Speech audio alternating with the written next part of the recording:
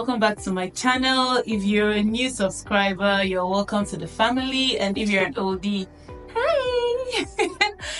Okay, so guys, I'm just going to jump right into it because I want to make this video as short and straight to the point as possible. Okay, this video, it's about the steps that you're going to go through from when you are due to apply for your Canadian citizenship up to your citizenship ceremony. Okay, so I'm going to be telling you the steps that I went through, my own personal experience. Okay, so for any other person, your story could be different, maybe depending on your country or depending on your travel history and stuff like that. So moving straight into it, I wrote everything down so that I don't miss any steps. Okay, so the first thing that happens is that you have to stay in Canada for a cumulative of 1,095 days. Yes, so for someone like me, when I got my PR, when I got my visa, I arrived Canada February 16th. Yeah, and then I stayed 3 weeks and then I went back to Nigeria. So I went back to Nigeria like March 8th or 7th, right before COVID. Like as soon as I landed in Nigeria, they closed the borders. Okay, so I stayed like, just call it 1 full year before coming back to Canada. So that's already 3 weeks counting for me as my stay in Canada. Okay, and then when I went back on the 31st of January 2021. That was when I went back, and then I arrived 1st of February. So up until then, till now, I haven't left the country. Well, I left but just for a couple of days. Okay, so now what I'm trying to say is that, say the first 3 weeks that I stayed, that counts for me. And then for all the time, say if I was traveling and coming back, for all the times that I stay in Canada, if it's a cumulative of 1,095 days, you're eligible to apply for Canadian citizenship. So if you do that calculation, there's a calculator online. I'm going to try to put the links on there just in case you want to calculate your cumulative days. So there's a calculator online where you can do that. Excuse me, once you do that calculation, it's going to tell you if you're eligible. And if I can remember correctly, you can even create a profile like that just shows that, okay, yes, you are eligible to apply for citizenship. All right, so when that is done, if you like, you can print the form, because I printed. In fact, at that point there, I bought the printer from Facebook Marketplace, which was a very good deal. I bought it because I like to hold the document. I don't know, I'm old school. It's there online, but I like to just let me feel it in my hand. I like to hold the documents. Okay, so if you want, you can print it. If you like, you can just send it as a PDF. I did both. So you can print the form. If you're you'll be required to actually print it if you're doing a paper application. So there are two ways to apply for citizenship. You can do paper application and you can do online. Initially, some people will say that doing paper is faster. Some people will say online is faster. I don't know. It depends on it's personal experience. Okay, and then I think it has changed, but they said then if you're applying with you and a family member, you have to apply paper, but if it's just you alone, you can apply online. So for example, like my brother and my sister-in-law applied on her own, because she applied on her own, so she did online, and then my brother applied for him and my niece, and then they had to do paper. But I don't know if it has changed now, but that's what it used to be. Anyway, you have options: paper, online, whichever one that you want, you can do. All right, so when you apply, when you print out, that is one of the documents that you would need. Now they also ask for English, a proof of English language. In this case, you don't have to worry. It's particularly if you came through the express entry, because I assume that you would have written IELTS. It's one of the requirements before coming. Okay, so you don't have to go and write IELTS all over again. You can just use that old results, because that's what I did. I just scanned it. I applied online, by the way, so I just scanned that results and uploaded it in my profile. That one was sorted. The next thing you would okay, so if you stayed out of Canada, it's going to ask you for your travel history in the profile. When you create the profile, it's ask you for your travel history, when you left, when you came in, when you left, when you came in. Okay, so, and the number of days. Okay, so what I did was to write everything down. My throughout for the 3 years that I stayed, I only left Canada once, and that was just for 2 days. Yeah, 2 days. And yeah, so you indicate your travel history. If you've traveled more, just indicate it there, how many times you've been out of the country. I think it's also a way to also calculate for themselves if you're applying online. Okay, and then when you do that, so for someone like me, in my case, because I went back to Nigeria and I stayed a year before coming back, you will be asked to provide a police certificate. So they will say if you stayed out of Canada for over 180 days, you need a police report. So there's a place I actually read that you might you might not need it, but you know what, just I approached it the same way I approached my express entry when I was applying. I didn't want any delay to come from my own end, so I covered all my bases. Anything that I felt like they might have questions, I provided the proof for it. So if you don't need it, no problem, you can be the one to remove it, but I don't want you to come back and ask me to provide that document. Okay, so what I did was to, because I had stayed for over 180 days out of Canada, I had to get a police clearance from Nigeria. For that police clearance, you can actually apply online. I found out that you can apply online after I had gotten my certificate, but you can apply online. I'm going to put the link in the description box, or I'll just put it on the screen. Okay, so you can apply online, or if you want, you can call somebody if it's something that you're interested in. And you know how Nigeria is. If you apply online, you're own. No. But yeah, my friend who did her citizenship last year, she kind of had the same travel history as mine, so she had to do the police clearance. So I got the person's contact and I contacted the guy helped me. So if this is something that you're interested in or you might need later, just you can send me an email and I would send you the guy's contact. So I called the guy, I told him I needed a police clearance. So what he did was he sent me the form and then asked me to thumbprint it. So I went to buy ink from Staples. I bought this press pad ink pad, and yeah, I did the thumbprinting. And what else did I do? You need your NIN. Luckily I have the new international passport, so my name is right there in my passport, so I didn't need to stress about that one. So it's right there. But if you don't have it, if it's not in your passport, you actually need your name for you to be able to process the police certificate. When I contacted the guy said it was going to take a couple of days, but it took like almost a week or 2 weeks. Almost 2 weeks. A little over a week though. But yeah, it came out. He will send you the soft copy, so you can upload that in your profile. You only need this if you've stayed over 180 days out of Canada. Alright, so moving on, then you need 2 ID cards. You need 2 ID cards to upload on your profile. Remember, anything I'm saying that you have to upload, if you are doing paper application, you would have to, print it and, compile it in your documents. So for me, I had my international license and my Alberta driving license. So I scanned those 2 documents front and back, and did I scan all the pages of my passport? I think I scanned all the pages of my passport. I think I did. Scan all the pages of your passport and then the front and back of your driver's license, and you upload that as well. Then you need to take a passport photograph.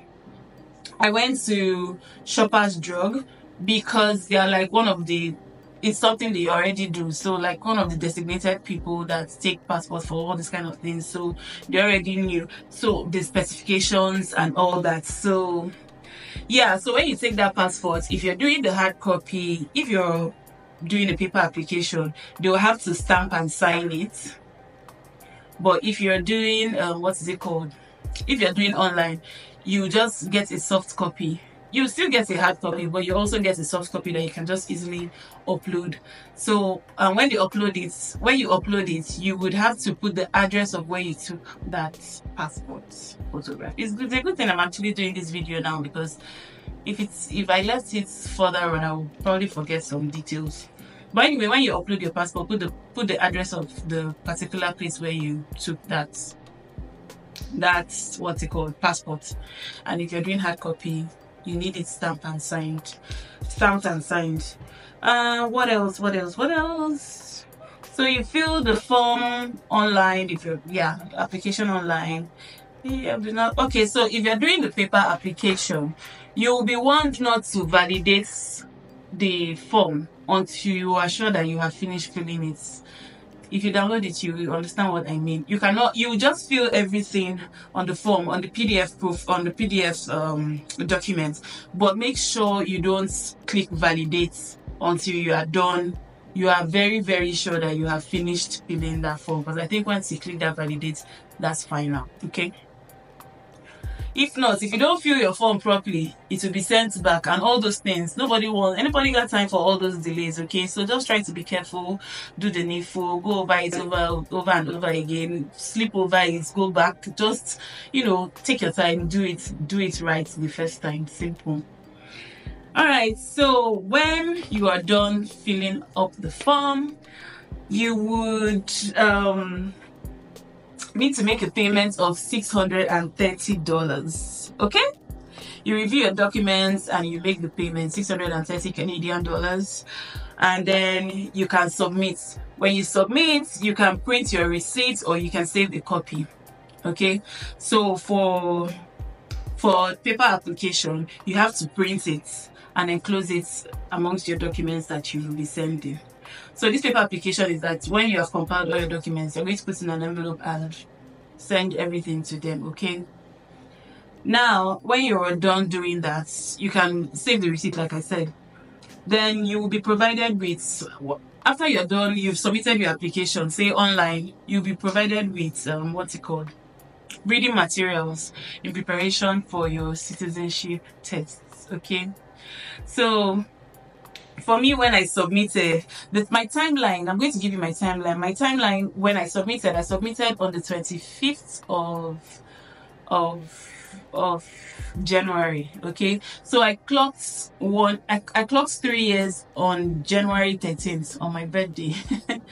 But I just gave a window, just in case. I know what they said, but just in case, I just gave, like an extra room for, in case I did not calculate well or anything. So yeah, so I submitted my application on the 25th of January, and then I received acknowledgement of receipt April 8th.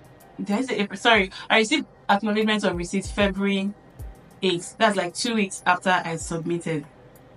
And then I got my updates for my citizenship application tracker, which I kind of found difficult to even figure out how to do that thing until further on into my application process. But I received a citizenship application tracker update on February 15th. That was like 1 week after that, February 8th, okay? And I noticed that they were giving me two weeks updates. Apart from the citizenship application tracker one, the updates were coming every 2 weeks. Alright, so after that, when you get that acknowledgement of receipts, they'll tell you that your documentation is complete. If it's not complete, they're going to contact you and tell you what to provide, okay? That's the part that you should try to avoid so that you don't cause any delays. Because I feel like once they contact you and tell you that something is missing, your application goes back on the queue. So before it comes back again, time has gone. Please avoid that if you want to get your thingy sharp, okay? So yeah, and then what's next? So after 2 weeks, I received a notice to appear. All right, so that was basically my invitation for my citizenship test. So in the email, there'll be a link, and there'll be an attachment with a letter telling you to like you're invited to write a citizenship test. There's a link there that you can click when you're ready, and then in the citizenship test, it will give you the timeline, the window where you can write your test. Okay, so say maybe from May 1st to May 14th, you have that window to write your test. So if you're already prepared, if you like, that May 1st on the dot, go and write your test that day. That's what I did. So when I got that email, that was when I started reading. I did not read since. That was when I started reading that book. And also, yeah. So what happens is that when you submit your application, right, you can choose to actually order the hard copy of the book that you would read, like that has the history of Canada and everything that you need to know. You can choose to have the hard copy, or you can read on PDF. Okay, me, I requested for the book, so the book itself came. For documentation purpose, I just wanted to have it. Okay, but if you want, you can read it online. Then, so when I got that email, I started preparing for my test. I think my test was, can I remember? I can't remember. I think my test was March 11th. Yeah. So I think it was on a Monday. So that March 11th, I prepared over the weekend. I kept on reading and reading and reading. March 11th, I was about to chicken out. I was like, no, I'm not going to write it that day. Let me just wait small and all that. I was just laying down in bed, and one mind was like, get up and go and write this thing, you know. That's why I just stood up. I went to go and write the test. I just logged in, clicked the link. You guys, I sat down because I was really worried about the dates. There are so many dates, so many years that you have to know all those things, you know. As I went and sat down, they'll click the link. You have to turn on your camera, so that they can watch you write the test. So I sat down. I just did the test. You guys, no exaggeration, I finished that test in less than 10 minutes. You have to answer 20 questions. I finished that test in less than 10 minutes. And I didn't even bother going back like to review my answers. I just submitted. Lo and behold, what did I say? I had 20 over 20.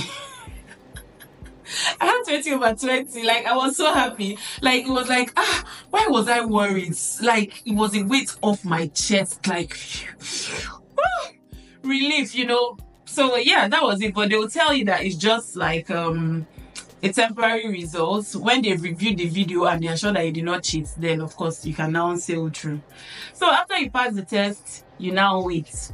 Now I'm going to read another timeline for you. So on the profile, right, where you can check the progress of your application, which one was the earliest? So the background verification, the update was March 1st. My citizenship test, the update was March 14th. That was after they had verified. It was March 14th. And then language skills, physical presence, and prohibitions, the update was March 27th. Then after that, I waited again. So after all that updates, all those parts just turned green. So it was now left for the citizenship ceremony parts to turn green. To turn like maybe in progress or something. Then I received an email April 13th. I think that was on a Saturday, yes. I didn't think these people work on Saturdays, but yeah, apparently I received the email April 13th. And it was emailed to create my profile for my e-certificate. So you can choose the option on how to receive your citizenship certificate, okay? So, but I chose to receive it like online. I want to be able to download it. So I received the email to create a profile where they will upload it, and I'll be able to download it when it's ready. Which is after my oath ceremony. So I created that profile, and what else? What happened? If you choose to receive your certificate via paper, just know that it's going to take 2 to 4 weeks. I don't have that kind of patience. Let me hold my thing in my hand. So I chose the email. That one will be uploaded in 2 to 5 business days. That one is better for me. I'm not waiting for 1 month. No, please. Anyway, that done. And then April 15th, I got the updates for citizenship ceremony notification. And that was it, guys. I was notified that to prepare for my citizenship, they will tell you everything that you need to do, all the steps you need to follow, the checklist and everything. Pretty much what you need. For me as a single person, for a family, I think it's a bit different, but for me as a single person, all I needed was my laptop, making sure that the camera is working, my PR card, another form of identification, which I used my driving license. You need your scissors and what else? Yeah, that's it. So 2 ID cards, your laptop and scissors. Okay, so yeah, that was it. So on May 1st, I did my citizenship ceremony. I prepared, and I was seated. It was by 10:45 a.m. I was seated there by 10 o'clock. But you have to wait. You wait until that 10:45. It's not like they open on time or anything. So you'll be advised that when you're about to log in, you use your seat number. When they send you that what's it called? When they send you that notification of citizenship ceremony, you have a seat number. So they'll ask you to log into Zoom using that seat number, and then there will be a link also in that letter for the Zoom link for you to join the meeting. So you have to change your name. You don't use your you don't use your name. You just use your seat number. Log in. When you log in, all of you will be in one room, and then they will start taking you guys out to breakout rooms. So when they take you out to the breakout room, they'll ask you to confirm your name. You say your full name. They'll ask you to confirm your email address, the email address that you've been using as a correspondence. You confirm your email address. They'll ask you if you're tuning in from Canada, you confirm yes, because ideally you should be in Canada when you're doing your oath, swearing your oath. And then next, they'll ask you if you've had like any criminal convictions, radical political views, or any criminal case during your stay in Canada. If you've had, you say yes. If you've not had, you say no. Then they'll ask you the official will ask you for your PR card. You just show it on the screen. And then he'll also ask you for another form of identification, which I showed my driver's license. And then what else? He'll ask you how you want to collect your certificate. Just reconfirming, So he'll ask you, do you want e-certificate or you want paper? And then he'll also tell you, if it's e-certificate, it takes 2 to 5 business days. If it's paper, it takes 2 to 4 weeks. So you choose.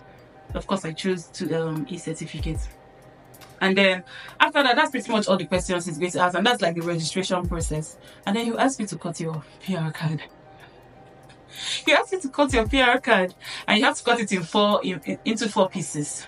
You guys, at that point, I was like, oh my God, is this for real? Of course, I know that's what is supposed to happen, but like actually living through it, actually doing it is like unbelievable. I'm like, this guy, if I cut this thing and this thing don't work, I'm gonna hold you. But anyway, yeah, you cut your PR card in 4 places. I don't have my PR card here. I don't have the pieces. I would have shown you guys. But yeah, you just cut it up in 4 places. Cut it in front of him. That's why you need that scissors. And when you're done, they'll move you back to the room. At that point, you meet the clerk and the judge. The clerk will introduce the judge. He will tell you like a bit of the history of Canada. Will tell you that when you become a citizenship, you're just as like you have equal rights with every other person. Obviously, you have equal rights with every other person and all those fun stuff. When that is up, they're going to now tell you to take your oath. So you take the oath, and they will tell you. Hold on, let me see.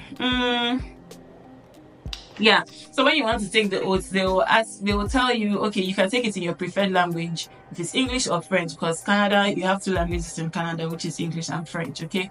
That's why in everything that you see in Canada, if it's written in English, you'll see the French parts also. So they'll ask you to swear the oaths in English, if that's your preference. So, but when you swear the oaths in English, they'll also tell you that, like, it will be nice, or it's recommended. It's not by force, but it's recommended that you also swear it in French. So the judge, you repeat after the judge. I swear. You repeat. I swear. Whatever the judge says, you repeat after the judge to swear the oath in English. The judge will also speak French, and you repeat after the judge. Okay, so it doesn't matter how you twist your mouth for the French part, but just try your best to show your allegiance to Canada. Okay, Canada is a bilingual country, so you have to, show full support. So yeah, you swear your oaths in English and French, and then you get an address from the Prime Minister, who is currently Justin Trudeau, welcoming you to Canada, and basically he will end it with saying welcome home. He will give the address in both English and then also in French. Okay, and then when that is done, you will now sing the anthem. Oh Canada, oh my native land. So it's a mix of English and French, just for the purpose of the ceremony, because the full anthem, you can see the full English version and the French English version, but for the ceremony, it's mixed. They mix the French. Some lines are in French, some lines are in English, okay? And yeah, that's pretty much it. When you're done, they say congratulations, you're now a Canadian citizen. You wave your flag. I left my flag upstairs. I would have been waving my flag now.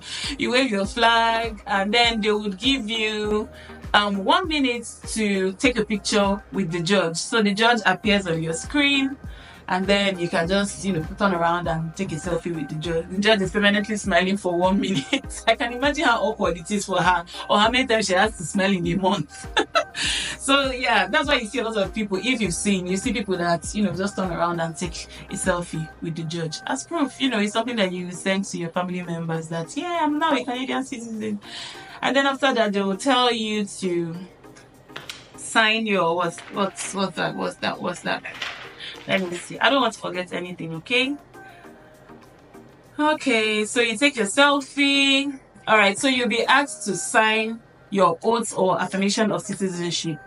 And then you'll be provided with the email address that you can send it to. They'll give you the format in how you should send it.